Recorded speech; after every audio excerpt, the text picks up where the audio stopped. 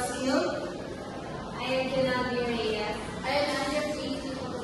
I am Chloe Navarro. And I am Miss Rosales. And we are the group 3. Okay. Before we start our formal discussions, our group will prepare some motivational activities that apply or connected to our topic for today. So,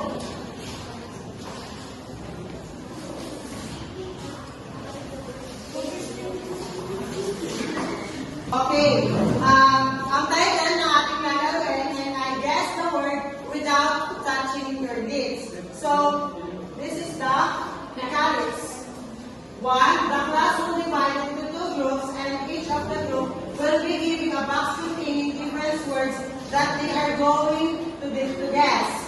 Each group will have 2 representatives who will pronounce the words without touching their lips, and the other members will be the guessers. Each group will be given a 1 minute and 30 seconds, and within the given time, they will try to guess the word. The group that with the most word guessed within the given time will be the winner. So, Do you get it? I'm going to divide you into 2 groups. Ito. And I rapid transfer here. Here, make it faster. Yan. Also, okay, Ivan. Okay? Do you get the mechanics po? Did you understand the mechanics of the game? Yes po. For example, the word, Joggers. joggers. Joggers. Without touching your lips. You need to pronounce the word without touching your lips. Even pero bawal yung lips. Did you understand? Ako naman po yan. So, una po na sila 1 minute and 30 seconds. So, patangin din ng words na mahuhulaan. Next! Yes, correct. Are you ready? Okay. Sino yung representative niya? Hindi na representative. Dalawa. How about this group? Representative. Dalawa. Okay, make it faster.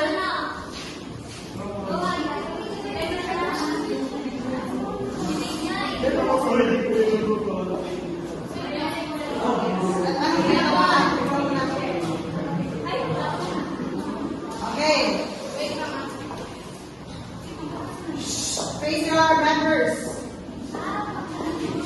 Ikaw, ito yung una.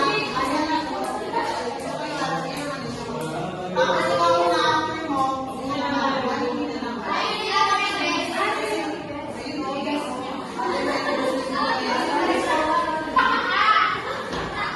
Okay. Your timers starts now. Timers.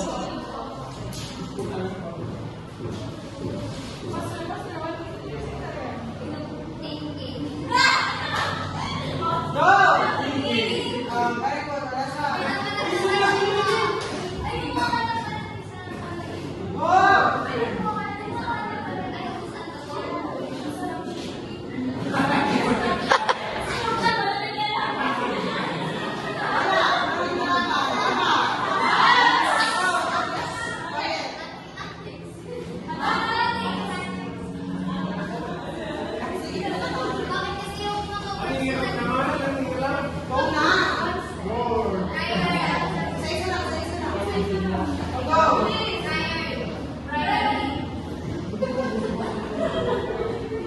Five.